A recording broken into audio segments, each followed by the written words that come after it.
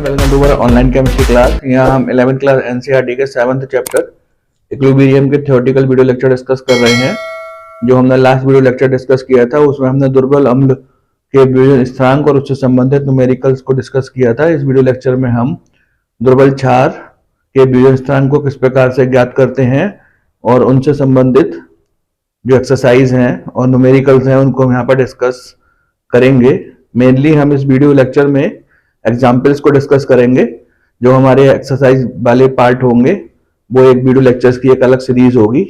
आप इन video lectures को देखिएगा और अपने मित्रों को भी शेयर कीजिएगा। दुर्बल अम्ल क्या होते हैं ये हमने अपने 13 वीडियो लेक्चर में, जिसमें कि हमने अरेनियस का विद्युत अपघटनी विभेदन का सिद्धांत डिस्कस किया था, उसमें भी समझाया था। एक बार आपको फिर से रिवाइज करा देते हैं। दुर्बल क्षार वह होते हैं जो कि 30% से कम आयनित होते हैं। जैसे कि आप सामने ग्रीन बोर्ड पर देख सकते हैं, अमोनिया और अमोनिया के जो डेरिवेटिव्स होते हैं वह दुर्बल क्षार की भांति कार्य करते हैं। कुछ कंपाउंड्स यहाँ पर लिखे हुए हैं जैसे कि डाइमेथाइलअमीन, डाइएथाइलअमीन, एनिलीन, प्रिडीन, ये सब दुर्बल क्षार की भांति कार्य करते हैं। तो इनके विभेदन स्थिरांक को हम किस प्रकार से ज्ञात कर सकते हैं वह हम यहाँ पर डिस्कस करेंगे। जैसा कि आप जानते हैं कि AOH एक दुर्बल क्षार है, वह इस प्रकार से आयनित होता है। मान लीजिए इसकी प्रारंभिक सांद्रता C है, C मोल या मोलरता के पदों में इसकी प्रारंभिक सांद्रता है। जब ये वियोजित नहीं हुआ है तो A आयन और OH आयन हमको प्राप्त नहीं हुआ है। साम्य अवस्था पर यदि इस AOH जो कि दुर्बल क्षार है इसका वियोजन यदि अल्फा होता है तो हम कह सकते हैं कि A आयन C अल्फा मिलेंगे। और चूंकि A आयन और OH आयन इनके मोलों की मात्रा समान है तो OH आयन भी C अल्फा मोल हमको प्राप्त होंगे। और इतना ही C अल्फा मोल दुर्बल क्षारों में से कम हो जाएंगे, C माइनस C अल्फा। यहाँ पर साम्यावस्था पर द्रव्यानुपातिक क्रिया का नियम अप्लाई कर देते हैं। दुर्बल क्षार का वियोजन स्थिरांक है A आयन का सक्रिय द्रव्यमान इंटू OH आयन का सक्रिय द्रव्यमान अपॉन AOH का सक्रिय द्रव्यमान। मान लगा दीजिए C alpha into C alpha upon C common ले लीजिए, 1 माइनस अल्फा, C से C कैंसिल हो जाएगा, C alpha square upon 1 minus alpha. तो इस प्रकार समीकरण नंबर 1 के द्वारा हमने दुर्बल क्षार के वियोजन स्थिरांक की गणना कर ली है। तो समीकरण नंबर 1 की सहायता से हमने Kb जो कि दुर्बल क्षार का वियोजन स्थिरांक या डिसोसिएशन कांस्टेंट है उसको हमने ज्ञात कर लिया, जो कि alpha square C upon 1 minus alpha है। यहाँ पर अल्फा वियोजन की मात्रा होती है, जैसा कि आप सामने ग्रीन बोर्ड पर लिखा हुआ देख सकते हैं। अल्फा बराबर साम्य पर वियोजित मोलों की संख्या बटे साम्य पर कुल मोलों की संख्या। चूंकि यहाँ पर हम दुर्बल क्षारों के बारे में वियोजन स्थिरांक की गणना कर रहे हैं और दुर्बल क्षार बहुत कम आयनित होते हैं, तो हम कह सकते हैं कि 1 माइनस अल्फा लगभग 1 के बराबर होगा। इस प्रकार Kb बराबर C अल्फा स्क्वायर अपॉन 1, यहाँ से अल्फा स्क्वायर बराबर Kb अपॉन C या अल्फा बराबर under root Kb upon C। इसको हम समीकरण नंबर 2 कह सकते हैं। यहाँ पर जो वियोजन स्थिरांक है वह Kb और प्रारंभिक सांद्रता के अनुपात के वर्गमूल के बराबर है।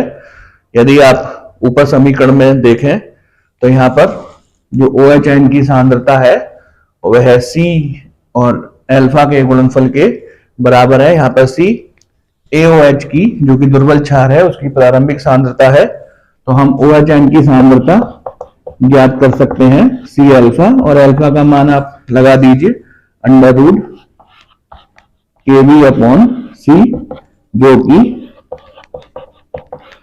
C से under root time C cancel हो जाएगा, तो यहाँ पर अंडर रूट Kb C के बराबर OH आयन की सांद्रता ज्ञात हो जाएगी।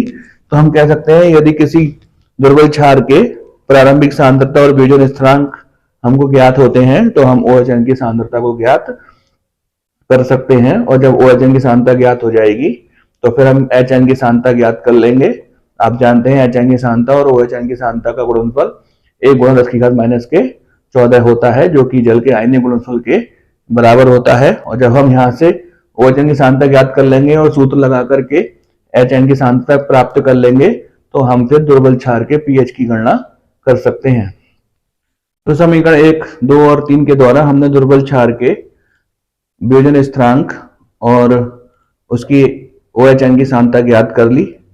यदि आपने वीडियो लेक्चर नंबर 23 देखा होगा तो वहां पर भी आपको स्पष्ट हो गया होगा कि ये जो लेक्चर नंबर 24 है, जिसमें कि हम दुर्बल क्षारों का वियोजन स्थिरांक ज्ञात कर रहे हैं, ये ठीक उसके जैसा ही है। आइए अपने कॉन्सेप्ट को क्लियर करने के लिए NCERT बुक में दिए हुए एग्जाम्पल 7.21 को डिस्कस करते हैं, जिसमें कि वह कहता है कि 0.004 मोलर हाइड्रोजन विलयन का pH 9.7 है। इसके केवी तथा pKv की गणना कीजिए। तो ये जो न्यूमेरिकल्स हैं ये ठीक हमारे लेक्चर नंबर 23 में दिए हुए एग्जाम्पल्स 18, 19 और 20 जैसे ही हैं। आप उनको देखेंगे तो आप इन एग्जाम्पल्स को करना भी समझ जाएंगे। तो यहाँ पर हमको एंटीलॉग 0.30 की वैल्यू का प्रयोग करना होगा, जिसको कि हमने आपकी सुविधा के लिए सामने ग्रीन बोर्ड पर लिख रखा है, जिसको हम 1995 के लगभग बोलते हैं। तो इस न्यूमेरिकल में pH वैल्यू हमको ज्ञात है, pH वैल्यू 9.7 है। अब हम pH वैल्यू की सहायता से HN की सांद्रता ज्ञात करेंगे। हम जानते हैं pH बराबर -log HN की सांद्रता। pH का मान लगा दीजिए 9.7 बराबर -log HN की सांद्रता, माइनस का पक्षांतर कर दीजिए 9.7 log HN की सांद्रता। एंटी लॉग ले लीजिए, एंटी लॉग -9.7 बराबर anti log of log HN की सांद्रता। एंटी लॉग और लॉग एक दूसरे के इनवर्सली होते हैं, तो यहाँ पर HN की सांद्रता बराबर एंटी लॉग ऑफ -9.7। माइनस के अंक का एंटी लॉग लेने के लिए हम एक जोड़ देते हैं और एक घटा देते हैं। तो हम इसको इस प्रकार से लिखेंगे, एंटी लॉग -9 -0.7, एक जोड़ दीजिए और एक घटा दीजिए। एंटी लॉग -9 और -1 -10, और जब प्लस 1 में से -0.7 होंगे तो प्लस में 0.3 के बराबर प्राप्त हो जाएगा। एंटी लॉग 0.3 गुणा 10 की घात -10, एंटी लॉग 0.3 1995, एक अंक के बाद दशमलव लगा दीजिए, गुणा 10 की घात -10। इस प्रकार से HN की सांद्रता 1.995 गुणा 10 की घात -10 प्राप्त हो गई, जिसको कि हम 2 गुणा 10 की घात -10 लिख सकते हैं। ये सांद्रता मोलरता के पदों में होगी। जब हमको HN की सांद्रता प्राप्त हो गई है तो अब हम OHN की सांद्रता ज्ञात कर लेंगे। तो हमने HN की सांद्रता ज्ञात कर ली, जो कि 2 गुणा 10 की घात -10 है। अब हमको OHN की सांद्रता ज्ञात करनी होगी, जैसे कि आप सामने ग्रीन बोर्ड पर लिखा हुआ देख सकते हैं। HN की सांद्रता और OHN की सांद्रता का जो गुणनफल होता है वह जल के आयनिक गुणनफल 1 गुणा 10 की घात -14 के बराबर होता है। यहाँ पर मान लगा दीजिए 2 गुणा 10 की घात -10 OHN की सांद्रता बराबर 1 गुणा 10 की घात -14। पक्षांतर कर दीजिए, OHN की सांद्रता बराबर 1 गुणा 10 की घात -14 बटे 2 गुणा 10 की घात -10। सरल कर लीजिए इसको, 10 की घात -10 ऊपर जाके प्लस के हो जाएंगे तो 10 की घात -4 बचेगा, और 1/2, जब 1/2 को आप सरल करेंगे 0.5 गुणा 10 की घात -4, जिसको कि हम 5 गुणा 10 की घात -5 मोलर लिख सकते हैं। तो इस प्रकार से हमको OHN की सांद्रता ज्ञात हो गई। OHN की सांद्रता हम ज्ञात कर चुके हैं, जो कि 5 गुणा 10 की घात -5 है। हाइड्रोजन जल में इस प्रकार से विभाजित होता है, NH2 NH2 + H2 = NH2 NH3 + OHN। प्रारंभिक सांद्रता 0.004 दे रखी है। शुरू में NH2 NH3 आयन हमको प्राप्त नहीं होंगे। साम्य अवस्था पर इसके X मोल हमको प्राप्त होंगे और इतने ही मोल OH आयन के भी प्राप्त होंगे। 0.004 में से X मोल कम हो जाएंगे, तो यहाँ पर OH आयन की सांद्रता हमको प्राप्त है 5 × 10⁻⁵ Kb का फॉर्मूला अप्लाई कर दीजिए। NH2 NH3 ion into OH ion upon NH2 NH2, क्योंकि यहां से हमको Kb के मान की गणना करनी है, तो X into X upon 0.004 minus X। क्योंकि X का मान बहुत ही कम है तो हम कह सकते हैं कि 0.004 माइनस X लगभग 0.004 के ही बराबर होगा। तो इस प्रकार से Kb का मान x² अपॉन 0.004 प्राप्त हो जाएगा। यहाँ पर X OH आयन की सांद्रता है जो कि हम पहले ही ज्ञात कर चुके हैं। आइए X का मान फॉर्मूले में लगाते हैं, तो Kb बराबर 5 × 10⁻⁵ अपॉन 0.004। जब हम इसको सरल करेंगे तो Kb की वैल्यू 6.25 × 10⁻⁷ प्राप्त हो जाएगी। क्योंकि हमको Kb की वैल्यू प्राप्त हो चुकी है, अब हमको pKb की वैल्यू ज्ञात करनी है। जैसे कि आप अपने ग्रीन बोर्ड पर देख रहे हैं, pKb बराबर माइनस लॉग Kb। Kb का मान 6.25 × 10⁻⁷ है। इस प्रकार से कैलकुलेशन करने पर pKb की वैल्यू 6.29 हमको प्राप्त हो जाएगी, जिसको कि हम 6.2 कह सकते हैं। आप इसका स्क्रीनशॉट ले लीजिएगा और अपनी कॉपी में इसको करने का प्रयास कीजिएगा। ये नेक्स्ट एग्जाम्पल नंबर 7.22 को डिस्कस करते हैं, जिसमें कि वह कहना चाहता है कि 0.2 मोलर NH4Cl तथा 0.1 मोलर NH3 के मिश्रण से बने विलयन की pH की गणना कीजिए। NH3 की pKb 4.75 है। हमने अपनी सुविधा के लिए यहाँ पर एंटीलॉग 0.25 की वैल्यू लिख रखी है, जो कि 7078 के बराबर होगी। तो पहले हम यहाँ पर जो NH3 की pKb की वैल्यू दे रखी है, उससे हम Kb की वैल्यू निकालेंगे। हम जानते हैं pKb is equal to minus log Kb। pKb का मान लगा दीजिए 4.75 माइनस लॉग Kb, पक्षांतर कर दीजिए माइनस का, माइनस 4.75 बराबर लॉग Kb। दोनों और एंटी लॉग ले लीजिए। एंटी लॉग ऑफ माइनस 4.75 बराबर anti log of log Kb। आप जानते हैं कि लॉग और एंटी लॉग एक दूसरे के इनवर्सली होते हैं, तो यहां से Kb का मान anti log of minus 4.75 minus के एंटी लॉग को ज्ञात करने के लिए एक जोड़ देते हैं और एक घटा देते हैं। एंटी लॉग माइनस 4 माइनस 0.75, एक जोड़ दीजिए और एक घटा दीजिए। एंटी लॉग माइनस 4 और माइनस 1 माइनस के 5, और एक में से जब माइनस 0.75 करेंगे तो प्लस में 0.25 होगा। एंटीलॉग ऑफ माइनस 5 को हम 10⁻⁻⁵ लिख देंगे, और एंटीलॉग ऑफ 0.25 का मान 1778 है, जिसको आप 1.778 लिख देंगे। इस प्रकार से Kb का मान हमको 1.778 × 10⁻⁵ प्राप्त हो जाता है। मिश्रण का Kb हमने ज्ञात कर लिया। मिश्रण उसने दो विद्युत अपघट्यों को मिलाकर बनाया है, एक NH4Cl और दूसरा NH3। यहाँ पर NH4Cl प्रबल विद्युत अपघट्य है जो कि 30% से अधिक आयनित होगा, और NH3 एक दुर्बल विद्युत अपघट्य है या दुर्बल क्षार है, ये 30% से कम आयनित होगा।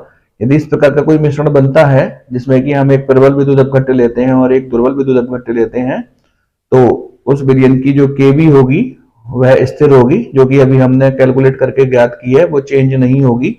यहाँ पर Kb का मान 1.778 गुणा 10 की घात -5 के बराबर है। यहाँ पर NH4Cl इस प्रकार से आयनित होगा, NH4 ion plus Cl ion. क्योंकि ये प्रबल विद्युत अपघट्ट है तो बहुत सारे अमोनियम आयन हमको प्राप्त होंगे। और यहाँ पर जब NH3 को जल में विलीन करेंगे तो वह भी NH4 आयन और OH आयन में आयनित होगा। तो यहाँ पर जो NH3 जल में विलीन करने पर NH4 आयन में मिल रहा है, तो उस NH4 आयन में साम्यावस्था से पहले ही हमारे पास NH4 आयन की जो मात्रा होगी वो NH4Cl के सांद्रता के बराबर होगी।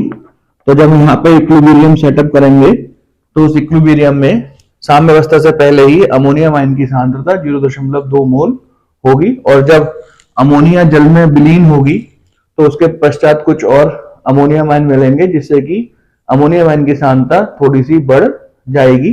तो आइए देखते हैं कि किस प्रकार से ये न्यूमेरिकल होता है। तो जैसे कि आप सामने ग्रीन बोर्ड पर देख रहे हैं, जब हम अमोनिया को जल में विलीन करते हैं तो अमोनियम आयन और हाइड्रोक्साइड आयन मिलते हैं। यहाँ पर अमोनिया की प्रारंभिक सांद्रता 0.1 है।